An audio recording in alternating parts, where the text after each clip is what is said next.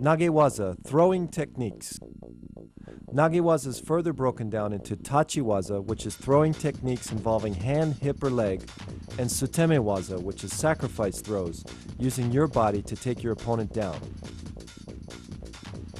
Tachiwaza has three subcategories: tewaza, hand throws; koshiwaza, hip throws; and ashiwaza, leg throws.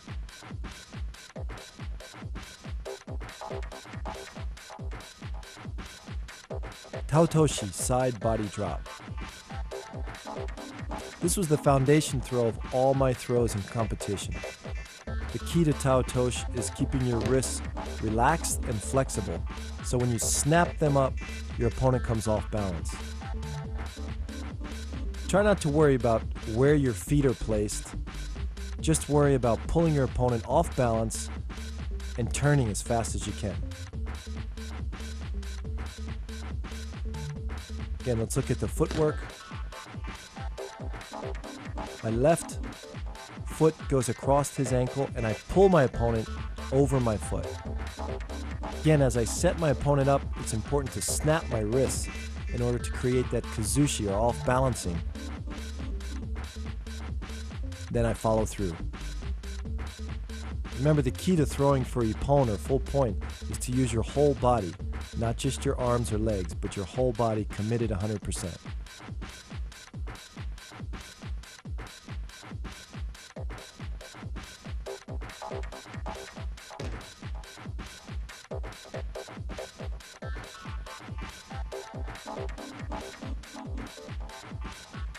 Another competition version is a side taotoshi, staying in front of your opponent by a half a step, just like we were doing in kouchi guard.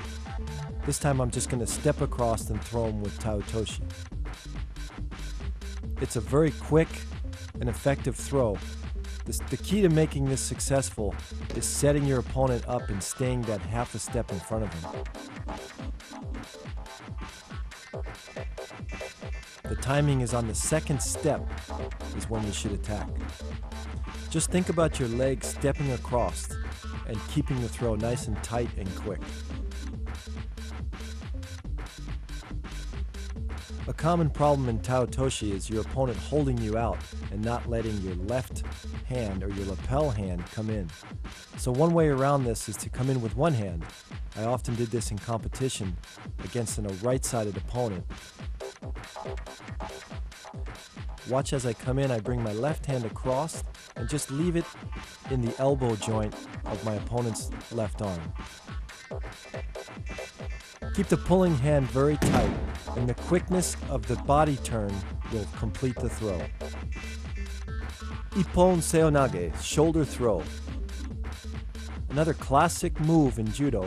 This throw you can see in many Olympic and international competitions. Let's break it down. As I'm moving backwards, my feet are going to be shoulder width apart, back straight, and follow through. In detail, let's look at my body position. My legs are shoulder width apart, my knees are slightly bent, my back is going to be straight. As I turn my body, I'm pulling his arm as tight as possible to trap his bicep in between my elbow, my forearm, and my shoulder. Then I drop my body and throw.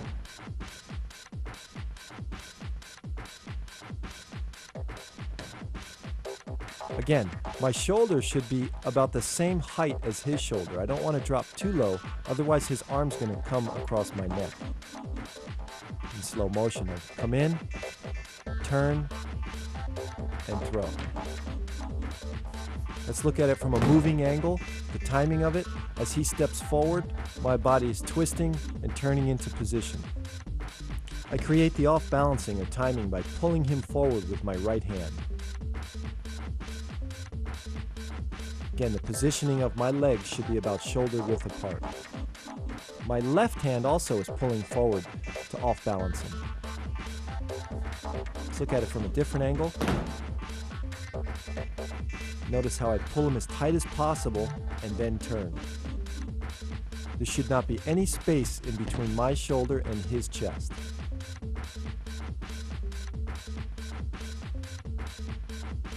When done with the proper quickness and timing, this throw, Ippon Seonagi, can be very effective, especially against bigger opponents.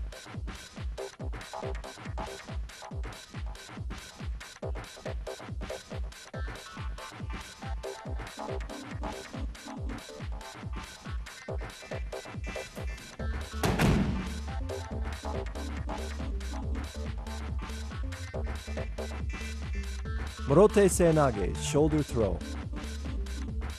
The difference between Morote and Ippon Seonage are only the fact that my left arm is curling underneath his armpit as opposed to letting go and coming straight under the arm. Notice that my feet are slightly overturned. This is to create a little bit more torque. Again, you can watch both feet are pointing a little bit to the right. A key point to remember is try to keep your wrist as straight as possible, because when you bend your wrist, it becomes a weaker throw. The follow-through is all the same. You notice my right hand is pulling my opponent up, my left pinky's turning out. This is to create more of that off-balancing, which is needed in all judo moves. Try to bend as low as I can to come underneath his belt or center of gravity. Let's look in slow motion at the timing. Notice my right hand pulling his leg forward. As he steps forward, I twist in for the throw.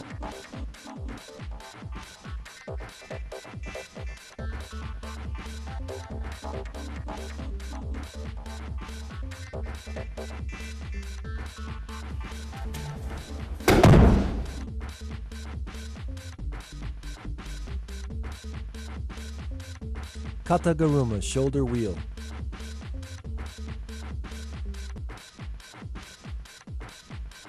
Kataguruma, surprisingly, is a hand technique. And what that means is your hands or wrists basically create the opening or the off-balancing as your body drops underneath. Notice how my hand pulls up, he moves onto his toes, I drop my body underneath and try to lift with my legs, keeping my back straight. Let's look in slow motion.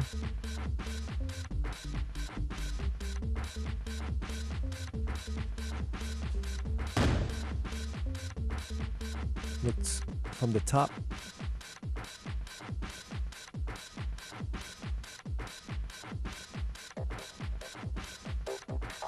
Now let's look at a more competitive version of Kataguruma. I simply duck under his far arm, lifting him onto my shoulders and throwing him back into the rear.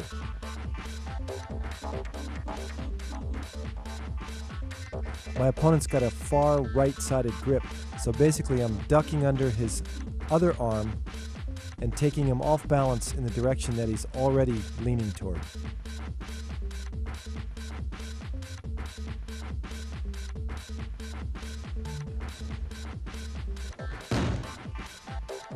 This takes a strong back, but again, you're lifting with your legs and not with your back.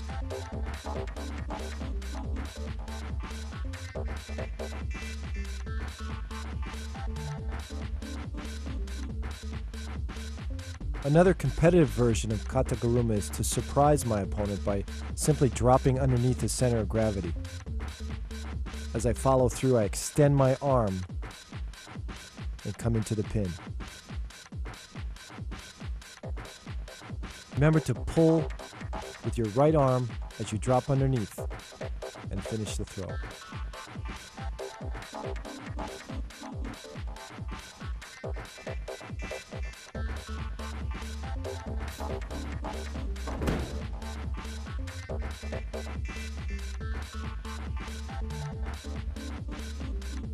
Uki Otoshi, floating drop. A classic throw taught in kata, this throw demonstrates the essence of judo. As my opponent pushes or moves forward, I use his energy and strength against him, dropping my knee and throwing him forward. It's important to control the hikite, or the pulling arm. As I drop, I'm going to pull and whip my opponent across.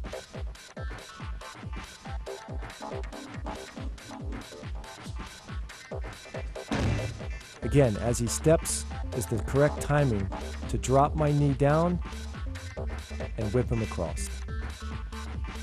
To apply this technique in competition, push your opponent backwards so he reacts and pushes forward. At that moment, turn quickly, thrusting your elbow into his armpit and pulling down with your hikite, or pulling arm.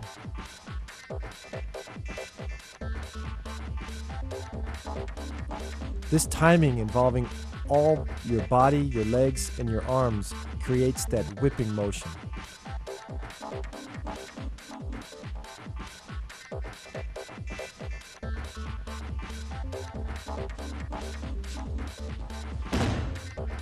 This throw is difficult and uses a lot of timing.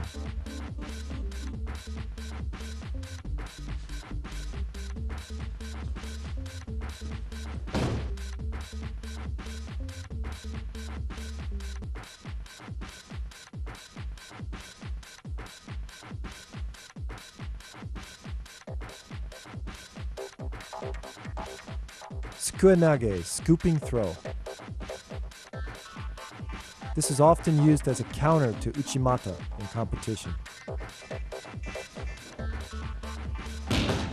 As the person enters, block first, and then with your knees bent and your back straight, pick him straight up and straight down.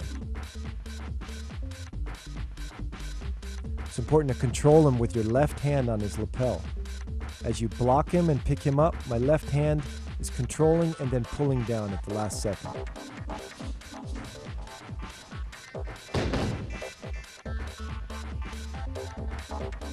Watch in slow motion. Block, pick up, step, and finish.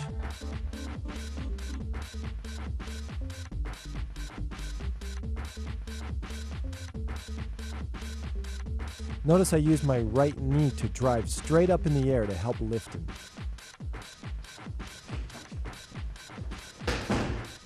It's important to lift with your legs and not with your back.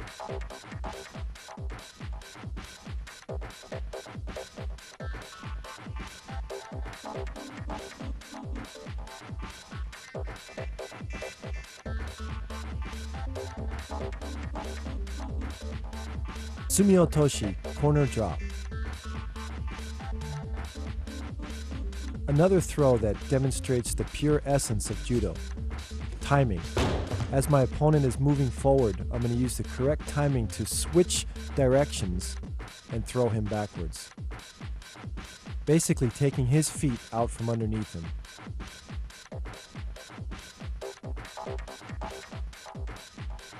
This is all done with control of the upper body and my wrists. Keep my wrists flexible enough to use it as a whipping motion to change his direction. I'm also planting my feet deep into the mat and pushing back at the right time.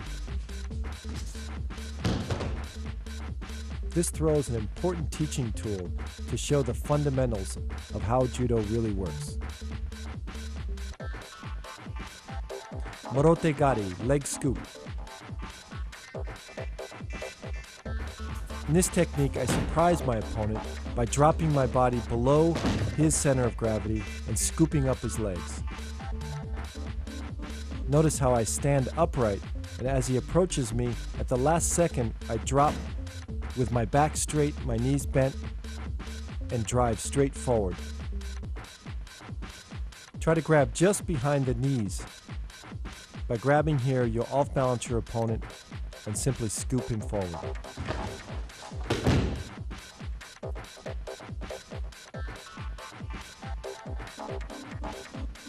Let's look at it from the top.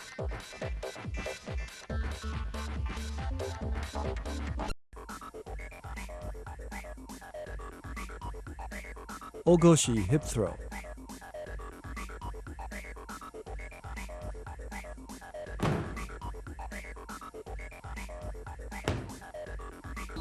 One of the first moves we learn as a beginner in Judo, Ogoshi teaches you to lift with your legs and not your back.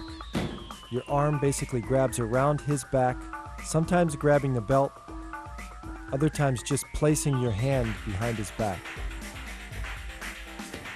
Pulling arm extends out. As you pivot, turn your head. Place your feet about shoulder width apart. Again, back straight as you lift your opponent.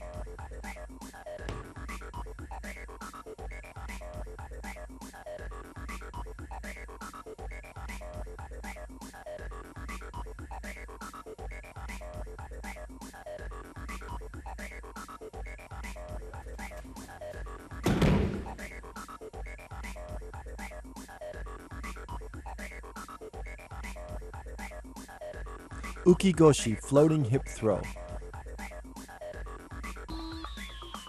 This is one of the foundation throws of Judo. When I was training in Japan, the high school kids used to train an hour on this throw each day. Let's look at the hip placement. Notice my body is to the right side of his body. I'm not directly in front of him.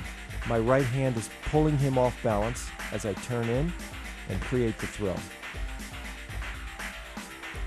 My left hand is placed about the middle of his back.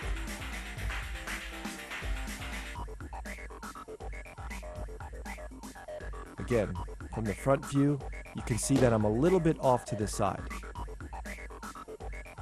This creates a whipping effect.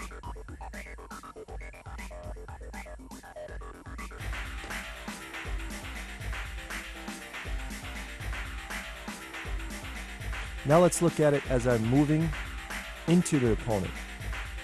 Okay, I take a deep step with my left, and my right comes back, lifting my opponent as I'm turning. This is pure timing. Now in a different angle as I'm moving back, as his left foot comes forward, that's the time that I turn. Timing is essential in this throw.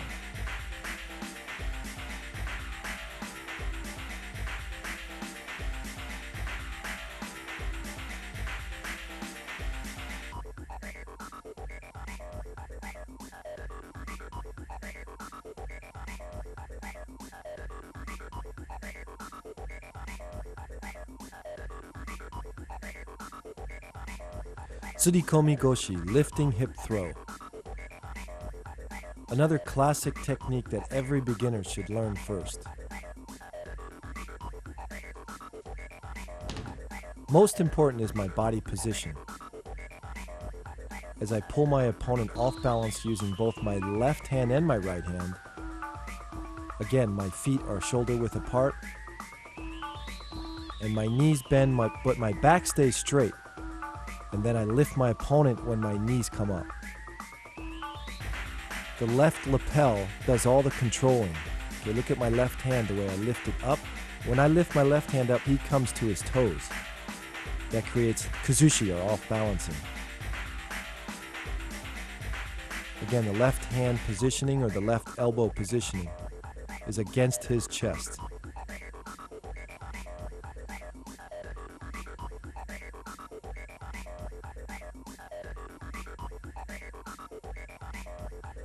Let's look at the footwork.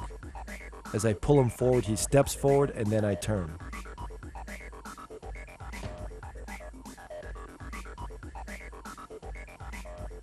It's sometimes a difficult position to get into, and beginners often feel like they're off balance when they're practicing this move.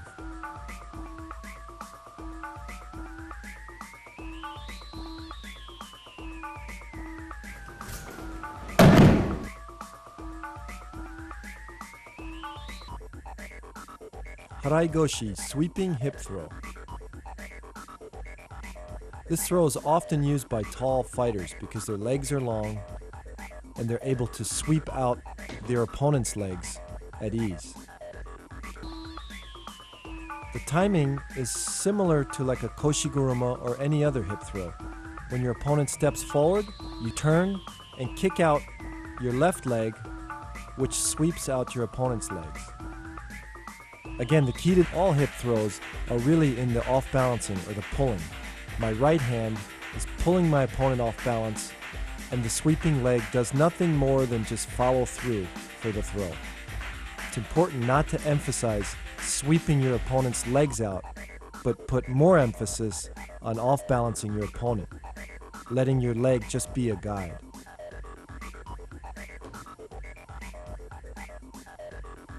Let's watch in slow motion. Again, keep the sweeping leg straight, point your toe, and finish the throw.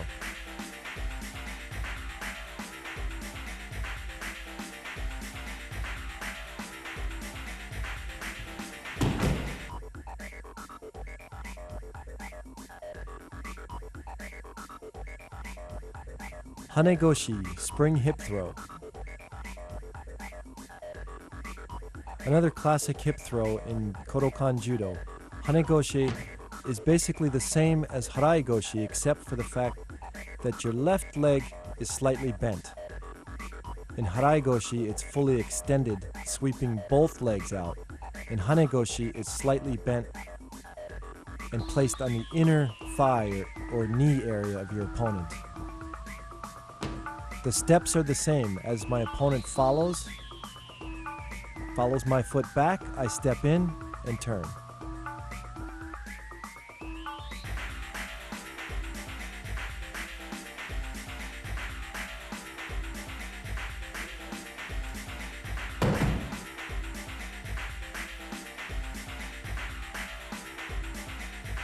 Utsurigoshi, changing hip throw. This is a classic counter in Judo, where basically I'm replacing his hip with my hip. As he comes in, I check or block, lift him straight up in the air, and throw my hip in for like an ogoshi.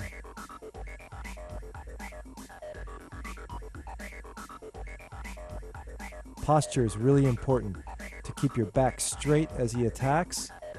Use your hip to block, and then bend your knees and throw your hip in.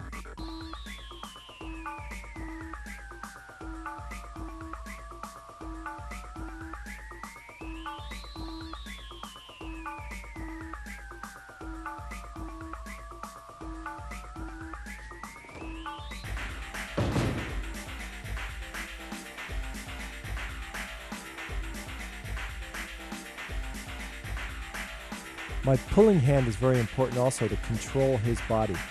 As I block, I keep him tight, close into me, and as I finish the throw, I pull with my right hand.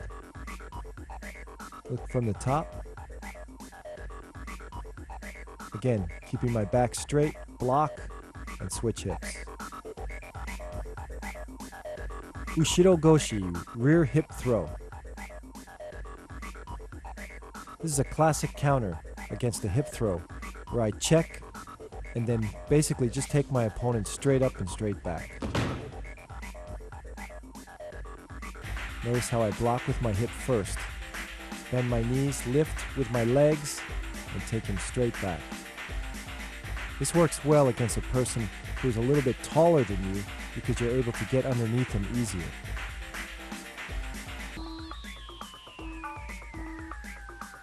Also control him by keeping his body close to yours and basically bear hugging him until you throw him down.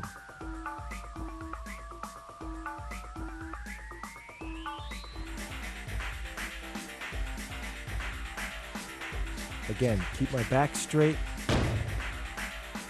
Don't try to anticipate this because when you do that, you're going to bend your back and then you'll get thrown. Let's look at it from the top.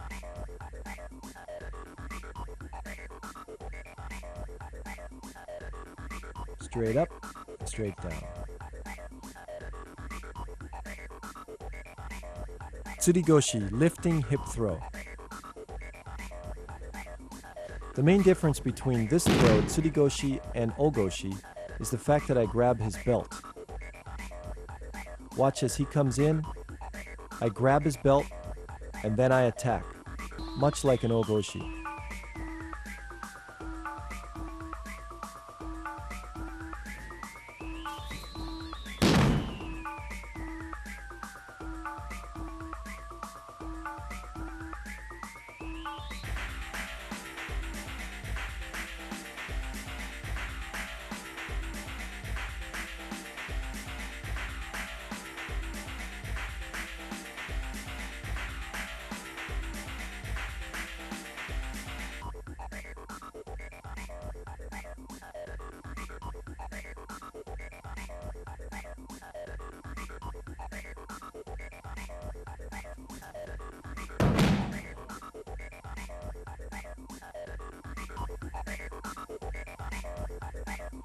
Another variation is to pull my opponent down and grab his belt from over his shoulder.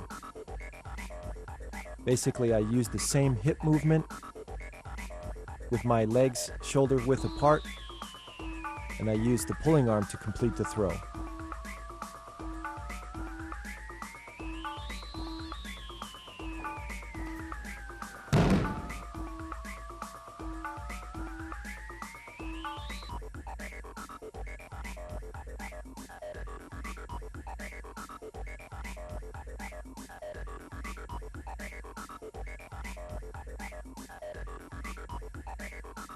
Let's look at it from the overhead.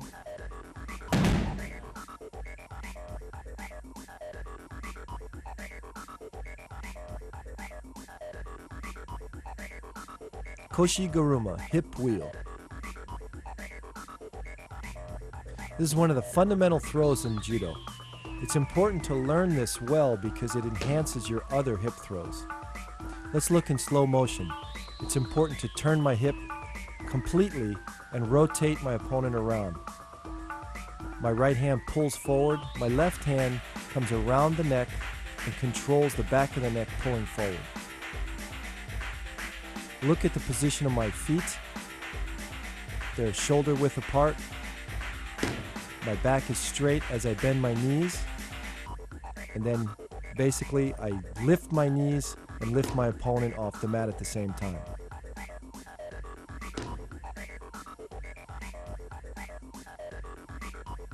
Look in slow motion again. Proper positioning and then explode. By doing many uchikomis in koshi-guruma, this improved my uchimata and also my harai goshi.